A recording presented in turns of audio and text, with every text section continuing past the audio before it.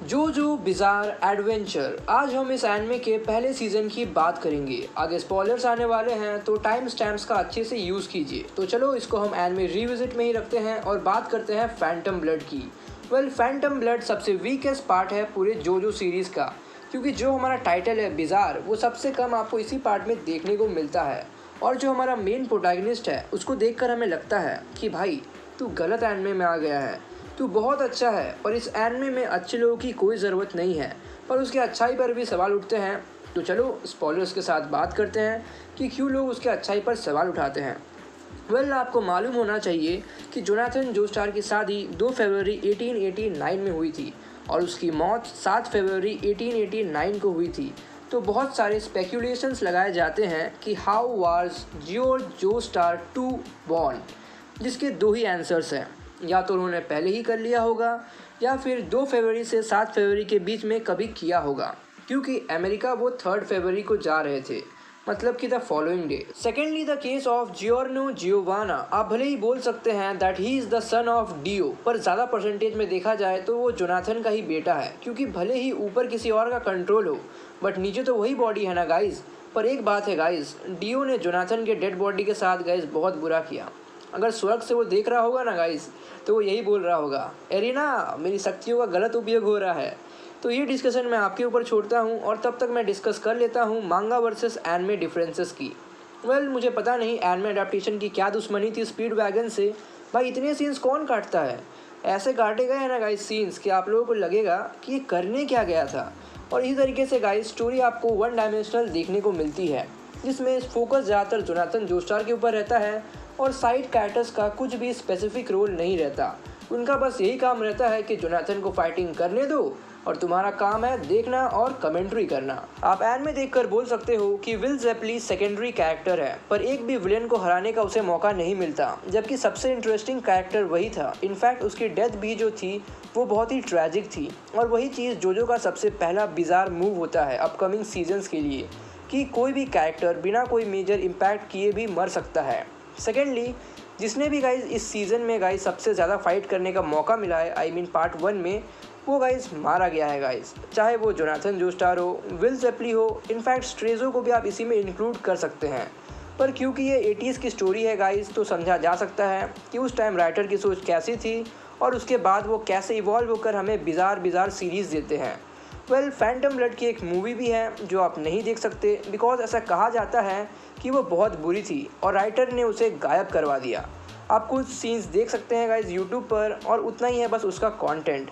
पर Phantom blood के लिए बात अच्छी ये रही कि साथ में बैटल टेंडेंसी भी थी, जिसकी बात हम थोड़ी देर में करेंगे। पर उससे पहले बात कर लेते हैं प्लॉट की। कहानी है जोनाथन जोस्टार की, जिसकी ज़िंदगी काफ़ी अच्छी चल रही होती है, बस दमखम की कमी थी, वरना एक सज्जन की तरह अपने आप को प्रस्तुत किया करते थे। पर उनकी ज़िंदगी में एक कांटेदार मोड़ आती है डियो के आगमन के साथ, जो जोस्टार के पूरे परिवार में उधम मचाना चाहता था और सारी संपत्ति हड़प लेना चाहता था, क्योंकि बचपन से ही वो गरीब परिवार से था और उसके पिताजी एक चोर थे।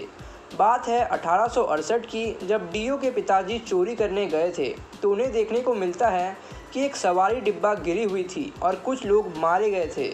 तो उन्हीं के सामान वो चोरी कर रहे थे। तभी जॉर्ज जोस्टार, जो कि बेहोश पड़े हुए थे, उन्हें होश आ जाता है और उन्हें ऐसा लगता है कि डारियो ब्रांडो उन्हें बचाने के लिए आए थे।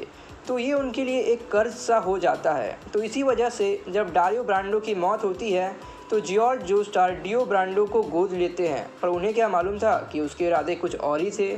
तो पहला अध्याय देखिए ताकि आपको पता लगे कि आगे चलकर ये सीरीज़ कितनी अच्छी होने वाली है। बस 9 एपिसोड्स की दूरी है। उसके बाद आता है बैटल टेंडेंसी, जो कि आपका इंटरेस्ट खींचने की कोशिश करती है, बिकॉज फैंटम ब्लड देखने के बाद या तो आप शॉक्ड हुए होंगे या फिर आपको ये बोरिंग लगा होगा। पर बैटल टेंडेंसी, जो कि सेकंड पार्ट है, वो इस सीज़न को बचा लेती है, क्योंकि यहीं से जोजो का बिजार पार्ट चालू होता है। जो चीज़ सबसे अच्छी है इस पार्ट में वो है साइड कैरेक्टर्स का कंट्रीब्यूशन, जो कि पहले पार्ट के मुकाबले काफ़ी अच्छी है। और वो चीज़ आपको एक इम्प्रूवमेंट के तौर पर देखने को भी मिलती है कि हर चीज़ मेन प्रोटैगनिस्ट को नहीं करना पड़ता और साइड कैरेक्टर्स को भी फाइट करने का मौका मिलता है। साथ ही जो विलन्स इंट्रोड्यूस किए गए थे उन्हें जल्दी ही सिमटा दिया जाता है और इसी वजह से आपको कई सारे विलन्स इस पार्ट में देखने को मिलते हैं। पार्ट 1 में गाइस जोनाथन की गलती ये थी कि वो कभी भी डियो को हराने के बाद रीचेक नहीं किया करता था कि सच में डियो मर गया क्या। वही सेम चीज़ पार्ट 2 में विलन्स आपको करते हुए नज़र आएंगे कि जब वो 90% पर पहुंच जाते हैं कि हम जीतने वाले हैं तो उन्हें लगता है कि हम तो जीत ही गए और यही उनकी सबसे बड़ी गलती होती है। मैं मीम्स की बात नहीं करने वाला क्योंकि सब कोई उसी की बात करते हैं और रेफरेंसेस तो इतने सारे हैं कि क्या ही बात करूँ, शायद ये भी कोई रेफरेंस हो। म्यूज़िक की अगर मैं बात करूं तो वो काफ़ी ज़बरदस्त है, बस एनिमे देखते वक्त मत सुन लेना वरना स्पॉइल हो जाओगे। एनिमे वर्सेस मांगा डिफरेंस की अगर बात करें तो ये पार्ट काफ़ी बेहतर परफॉर्म करती है अपने पहले पार्ट से, बिकॉज इसमें बहुत ही कम सीन्स हैं जो कि काटे गए हैं। लाइक एक चोर आया था ना गाइज रेड स्टोन चुराने के लिए, फिर ज़ॉम्बीज़ क्रॉसबोज यूज़ करके दिखा रहे थे, वैसे कुछ सीन्स काट दिए गए हैं, तो उसके लिए तो आपको मांगा रेफ़र करना पड़ेगा। और वैसे भी गाइज़ ज़्यादातर मैंने गाइज़ मांगा डिफरेंस बताए नहीं गाइज़ पार्ट 1 के, क्योंकि वो बहुत ज़्यादा है। जैसे कि गाइज़ फ्लैशबैक सीन हटा दिया जाता है गाइज़ जोनाथन, जोस्टार और डैनी का, और भी गाइज़ वैसे बहुत सारे सीन्स होते हैं गाइज़। तो अगर प्लॉट की बात करें तो इस बार हमारा मेन प्रोटैगनिस्ट जोसेफ जोस्टार है, जो अपने दादाजी से काफ़ी स्मार्ट है। आप ये भी कह सकते हैं कि जेंटलमैन वाली खूबी को छोड़ के उसमें आपको हर चीज़ देखने को मिल जाएगी।